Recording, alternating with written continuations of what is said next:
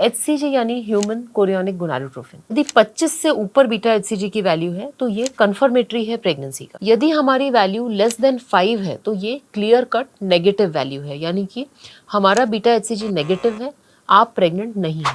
नमस्ते, मैं हूं डॉक्टर प्रिया भावे चित्तावर और आज मैं आपको बताऊंगी लो बीटा HCG होने पर क्या करना है। जी हाँ, जब हमें प्रेगनेंसी कंफर्म करनी होती है और हम ब्लड में बीटा HCG टेस्ट कराते हैं और उसकी वैल्यू यदि कम आती है तो मन में बहुत सारे क्वेश्चंस आते हैं। आज इस वीडियो के माध्यम से मैं आपके सारे डाउट्स बीटा HCG को लेकर क्लियर करूंगी। इस वीडियो को लाइक और शेयर ज़रूर करिएगा और हमारे चैनल को सब्सक्राइब करना मत भूलिए, जिससे हम इसी तरह की जानकारी आप तक लाते रहें।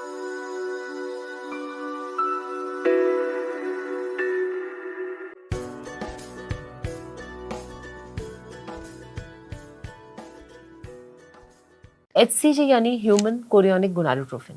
ये एक ऐसा हार्मोन है जो एम्ब्रियो के बाहर के सेल्स, जिसको हम ट्रोफोएक्टोडर्म सेल्स कहते हैं, वो बनाते हैं। जैसे ही एम्ब्रियो यूट्रस की परत के अंदर इम्प्लांट हो जाता है, वैसे ही बीटा HCG बनना शुरू हो जाता है। तो जब बीटा HCG ब्लड में बनता है तो ये टेस्ट में पॉजिटिव आता है और तब हम इसे as a confirmation of pregnancy मानते हैं कि बीटा HCG यदि पॉजिटिव है तो प्रेगनेंसी कन्फर्म्ड है।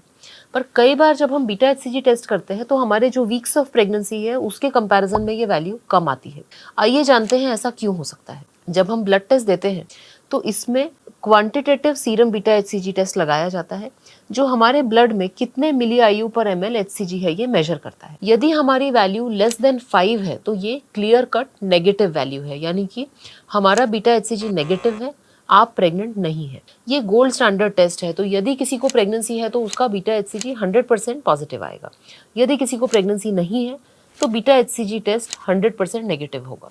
5 से लेके 25 तक की जो वैल्यूज़ हैं ये बॉर्डर लाइन वैल्यूज़ मानी जाती हैं। इसमें बहुत अर्ली प्रेगनेंसी भी हो सकती है या ये कभी कभी फॉल्स पॉजिटिव भी हो सकती है। ऐसे सिचुएशन में हम सीरियल मॉनिटरिंग करते हैं, क्योंकि यदि प्रेगनेंसी के कारण बीटा HCG बढ़ रहा है तो वो सीरियली इंक्रीमेंटल वे में बढ़ता है, यानी 48 घंटे में ये डबल हो जाता है। तो यदि आज आपकी वैल्यू 23 आई है तो 48 घंटे में ये डबल से ज़्यादा बढ़ जानी चाहिए। यदि 25 से ऊपर बीटा HCG की वैल्यू है तो ये कन्फर्मेटरी है प्रेगनेंसी का। अब इसके आगे की जो वैल्यूज़ हैं हम कई बार जो रिपोर्ट के रेंजेस हैं उससे कंपेयर करते हैं, तो उसमें लिखा रहता है कि 4 वीक्स में लगभग 200 से 700 के बीच वैल्यू होनी चाहिए। ऑफ कोर्स ये वैल्यूज हर किट के हिसाब से अलग हो सकती हैं और हम पैनिक कर जाते हैं कि हमारी तो प्रेगनेंसी 5 वीक्स की है परंतु हमारी वैल्यू लो कैसे है। तो इसके 3 कारण हो सकते हैं। पहली बात हमेशा ध्यान रखिए कि जो डेटिंग की जाती है वो लास्ट मेंस्ट्रुअल पीरियड से की जाती है, यानी जो 4 हफ्ते गिने जाएंगे वो आपकी ओव्यूलेशन या इम्प्लांटेशन डेट से नहीं गिने जाएंगे, वो आपके पीरियड्स के फर्स्ट डे से गिने जाएंगे। तो यदि आपका 1 तारीख को पीरियड आया था तो अगले महीने की 1 तारीख को जब आप टेस्ट करते हैं तो आप 4 वीक्स कहलाएंगे, न कि 2 वीक्स। इस चीज़ का ध्यान रखिए। कभी कभी ऐसा होता है कि जो ओव्यूलेशन होता है वो देर से हो जाता है या जल्दी हो जाता है, तो मेंस्ट्रुअल डेटिंग के हिसाब से हो सकता है आप 4 वीक्स हो, बट एक्चुअली हो सकता है कि ओव्यूलेशन पहले हो गया हो और आपकी प्रेगनेंसी 5 वीक्स की हो, या फिर उस साइकिल में आपको ओव्यूलेशन लेट हुआ है और एक्चुअली आपकी प्रेगनेंसी 3 वीक्स की ही है। तो सबसे कॉमन कारण आउट ऑफ रेंज या लो HCG का है miscalculation of ovulation time. Second reason हो सकता है कि चूंकि HCG एक एम्ब्रियो द्वारा प्रोड्यूस्ड हार्मोन है, तो जब ये एम्ब्रियो हेल्दी होगा तो वो बीटा HCG बराबर बढ़ेगा।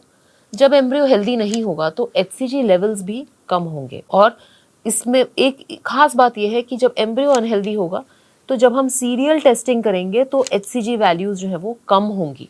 तो आज अगर आपकी वैल्यू 100 आई है, आपने परसों किया वो 75 आई है, मतलब ये हेल्दी इंट्रायूट्राइन प्रेगनेंसी तो नहीं है, ये अनहेल्दी प्रेगनेंसी हो सकती है।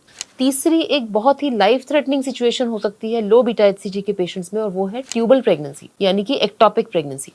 एक्टोपिक प्रेगनेंसी में ट्यूब में प्रेगनेंसी इम्प्लांटेड रहती है। इसका बीटा HCG का लेवल बढ़ता तो है पर वो 48 घंटे में डबल नहीं होता, और ये एक लाइफ थ्रेटनिंग कंडीशन हो सकती है।